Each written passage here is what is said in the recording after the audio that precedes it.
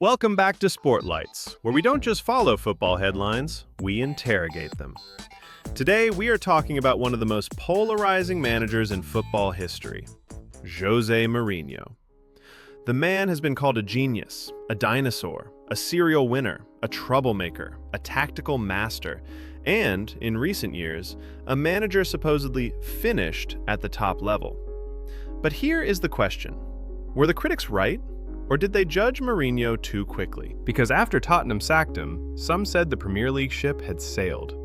Jamie Carragher said he struggled to see Mourinho back in the Premier League and that ship sailed now. After Roma sacked him, the conversation shifted again. Too intense, too divisive, too expensive, too much drama. ESPN's Gab Marcotti framed the Roma exit as a business decision by the Friedkin ownership, not simply a football failure. Then, after Fenerbahce dismissed him in August 2025, the line became even sharper.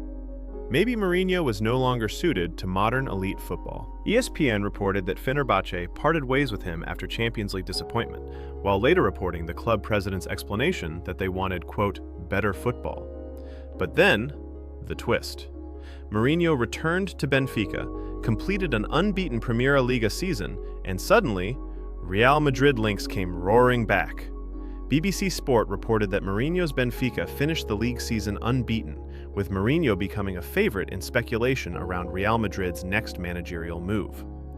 Reuters later reported that Mourinho said he would decide his future amid Real Madrid talks, while confirming his agent had contact with the Spanish club. So, Patrick, let me begin with you. Is this a comeback story, or are we over-romanticizing Mourinho again? Frank, I think the first thing we have to do is separate two things. Criticism of Mourinho's recent jobs and the much bigger claim that Mourinho is finished. Those are not the same thing. Was Tottenham perfect? No. Was Roma perfect? No. Was Fenerbahce perfect? No. But the media often jumps from "this job ended badly" to "this man is finished." And with Mourinho, that jump happens faster than with almost any other manager because he is a magnet for headlines. That is fair. But let me defend the critics for a moment. At Tottenham, Mourinho was brought in to turn Spurs from stylish underachievers into winners. Instead, the football became uncomfortable to watch. The results dipped, and he was sacked just before a cup final. That gave critics easy ammunition. Jamie Carragher's Sky Sports comments became symbolic of that mood. He did not just say Tottenham had failed, he suggested Mourinho's Premier League pathway was almost closed. Was that unreasonable? It was understandable, but too narrow. Tottenham did not become trophyless because of Mourinho. Tottenham had been trophyless long before Mourinho arrived, and they remained trophyless after him. That does not absolve Mourinho of mistakes, but it puts the job in context. Spurs were not Real Madrid. They were not Chelsea under Roman Abramovich. They were not Inter Milan in a perfect siege mentality moment. They were a club with structural issues, a complicated dressing room, and a chairman who made a dramatic decision days before a final. So when people said, Mourinho failed at Tottenham, okay, let us discuss that. But when they said, Mourinho is finished, that was an emotional conclusion, not a complete football analysis. And ESPN FC even had the kind of headline that captured the mood. José Mourinho is finished at club level. That was the tone. Not just he failed at Spurs, but the game has passed him by. Exactly. And that is where Mourinho deserves a stronger defense. Because football criticism often becomes a matter of stylistic prejudice. If a coach plays front-foot pressing football and fails, people say, he needs more time. If Mourinho plays pragmatic football and fails, people say, he is outdated. That is the double standard. Let us stay with Tottenham. Mourinho replaced Mauricio Pochettino in November 2019. The expectation was an immediate winning mentality. But Spurs never fully looked like a Mourinho team in the classic sense. They had moments. Kane and Son were devastating at times. But the team never became defensively secure enough. And Mourinho's style depends heavily on concentration, structure, and players buying into the idea of suffering without the ball. Correct. But here is the point. Mourinho's best teams were not just defensive, they were mentally ruthless. Porto were ruthless. Chelsea were ruthless. Inter were ruthless. Real Madrid, at their peak under him, were devastating.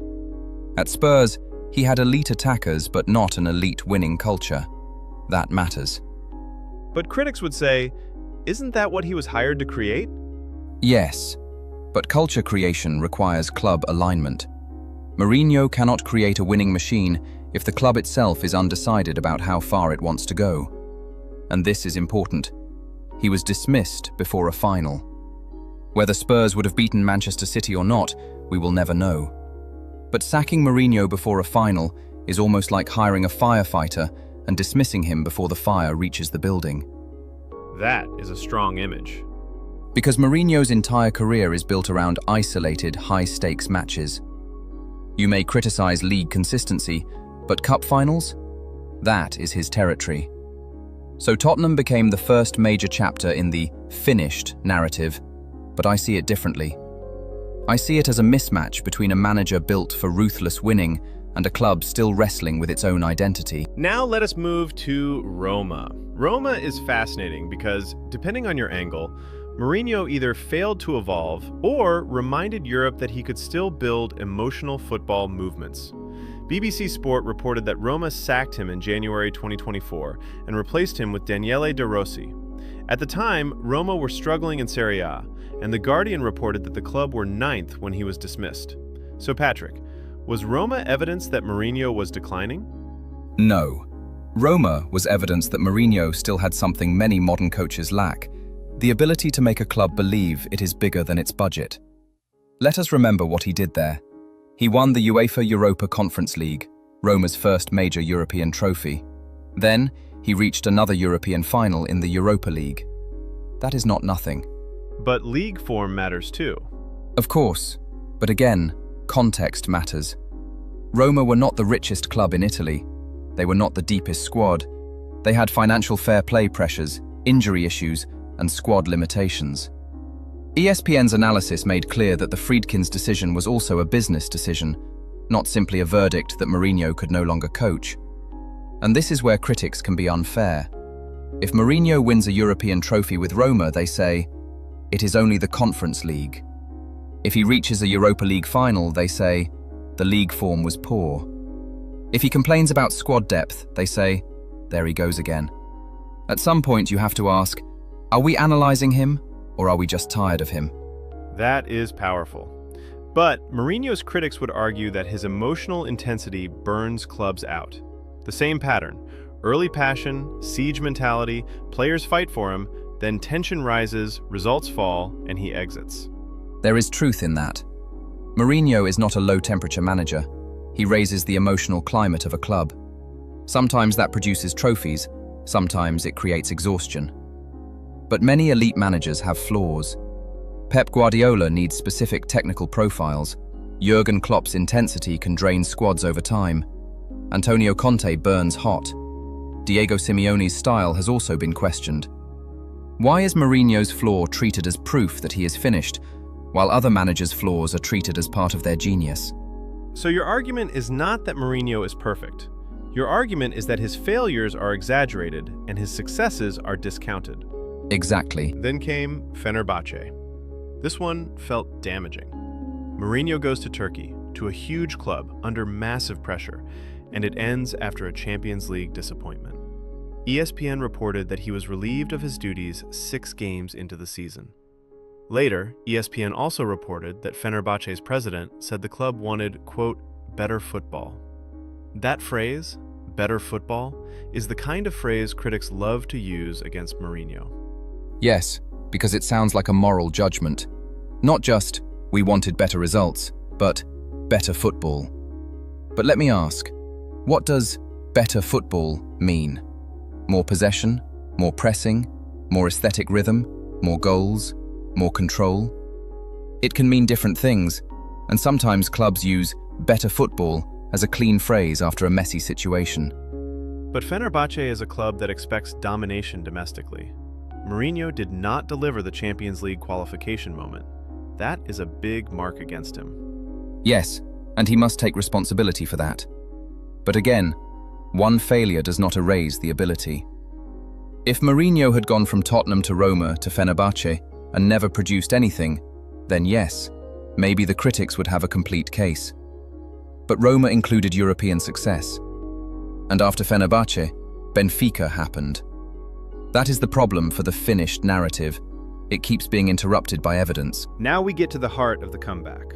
BBC Sport reported on 16 May 2026 that Mourinho completed an unbeaten league season with Benfica, although Benfica still finished third in the Portuguese top flight. That is such a Mourinho story. Unbeaten, but somehow still surrounded by debate. Exactly. Only Mourinho can go unbeaten and still trigger arguments. Because critics will say, he finished third, you cannot call that a total success. And I would respond, finishing third unbeaten is unusual, yes, but it also tells us something very important. He stabilized the team. An unbeaten league season requires discipline. It requires game management. It requires dressing room buy-in. It requires tactical clarity. You cannot fluke an entire league campaign without losing. Even if there were too many draws, the foundation is undeniable. So for you, the unbeaten run proves Mourinho still has managerial authority. Absolutely, especially because one of the biggest criticisms of Mourinho was that modern players no longer respond to him. Well, if a team goes unbeaten across a league season, somebody is responding. Maybe not perfectly, maybe not explosively, but they are listening, they are organized, they are competing, they are refusing defeat. That is Mourinho's DNA. Let me push back. Could it also show his limitation? Hard to beat, but not expansive enough to win the league? That is the best criticism, and it is fairer than saying he is finished. You can argue that Mourinho may need the right squad to convert control into dominance. You can argue that his football can become too cautious. You can argue that draws hurt Benfica. But that is a tactical critique. That is very different from saying he belongs in yesterday's football. Now, the Real Madrid angle. Reuters reported that Mourinho said he would decide his future amid Real Madrid talks, while noting his agent had contact with the club and that there was no formal offer at that time. Managing Madrid also reported that Rui Costa addressed Mourinho's future, saying Mourinho remained Benfica's coach until proven otherwise, while Mourinho confirmed communication involving Jorge Mendes and Real Madrid. Patrick, if Real Madrid even considers Mourinho again, what does that say? It says the football world never truly stopped respecting him. Clubs may worry about the noise, they may worry about the style, they may worry about the emotional cost, but they still know what Mourinho represents: authority, winning experience, media control, and tactical seriousness. Real Madrid do not get linked with charity projects. If Mourinho is even in the conversation, it means the elite game still sees value. But Jorge Valdano has questioned whether peace would last under Mourinho at Real Madrid, given the tension of his first spell. That is not a small concern. Madrid is already a pressure cooker. True, but Madrid is always a pressure cooker. That is exactly why Mourinho might make sense. When he first went there, Barcelona were historically dominant. Mourinho broke the fear. He did not just win La Liga, he changed Madrid's competitive posture. Was it tense? Yes. Was it combustible? Yes. Was it also necessary at that time? Many Madrid fans would say yes. Now, would he be the right long-term peaceful architect? Maybe not. But if Madrid wants authority and edge, Mourinho still offers something few managers can. Let us talk about the media. Why does Mourinho attract such extreme judgment? Because he gives football media everything. Quotes, conflict, personality, legacy, drama, trophies, collapse, resurrection. He is not a neutral figure. He forces people to choose a side. But the problem is that many critics analyze Mourinho emotionally. They want him humbled, so each sacking becomes proof that he is finished, rather than just one more complicated chapter. To be fair, Mourinho also invites that.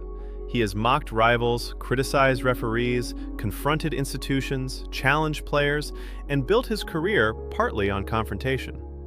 Yes, but that is also why he became Mourinho. People want the trophies, the aura, the press conference electricity. But without the conflict that created the aura, that is impossible. Mourinho without edge is not Mourinho. So you are saying the football world wants him sanitized? Exactly. But the sanitized version may not win. Let us define Mourinho in 2026. Is he still an elite manager? He is not the same Mourinho of 2004, 2005, 2010, or 2012. That is obvious. Football has changed. He has changed. The tactical environment has changed. But elite does not only mean plays the trendiest football. Elite can mean managing pressure, building defensive resilience, winning knockout ties, creating belief, surviving hostile atmospheres, handling superstar egos, and giving a club instant global relevance. By that definition, Mourinho still belongs in elite conversations. But would you give him Manchester City? Would you give him Arsenal? Would you give him Liverpool? Maybe not, because not every elite manager fits every elite project. But would I give him a club that needs identity, edge, European know-how, and immediate standards? Yes. That is why Benfica made sense. That is why Roma made sense. That is why a Real Madrid link is not ridiculous. So the issue is not whether Mourinho is finished. The issue is whether the football world understands the type of project that still fits him. Exactly. He is not a plug-and-play coach for every modern club, but in the right environment, he remains dangerous. Patrick, final question. When people said Mourinho was finished after Tottenham, Roma, and Fenerbahce, were they wrong? They were premature. Tottenham showed a failed fit. Roma showed both limitations and European relevance. Fenerbahce showed vulnerability. But Benfica's unbeaten season showed that the old Mourinho qualities are still alive. So no, Mourinho is not finished. He is more selective now, more complicated, maybe less universally adaptable. But finished? No. A finished manager does not go unbeaten in a league season. A finished manager does not keep pulling elite clubs into speculation. A finished manager does not remain one of football's biggest debates after more than 2 decades at the top. And that may be the perfect summary. Mourinho's critics have often been right about his flaws, but too quick with the obituary. They saw the sackings and called them evidence of extinction, but Mourinho keeps turning them into evidence of survival. He may no longer be the future of football, but he is not just the past either. He is something rarer, a manager whose legacy is so heavy that every new job becomes a referendum on modern football itself. Was he finished? The unbeaten Benfica run says no. The Real Madrid speculation says no. And the fact that we are still debating him today says no. This has been Sportlights. I'm Frank, joined by Patrick. If you enjoyed this deep dive, like, subscribe, and tell us in the comments, is José Mourinho still elite? Or is football simply addicted to his legend? Until next time, keep your eyes on the game.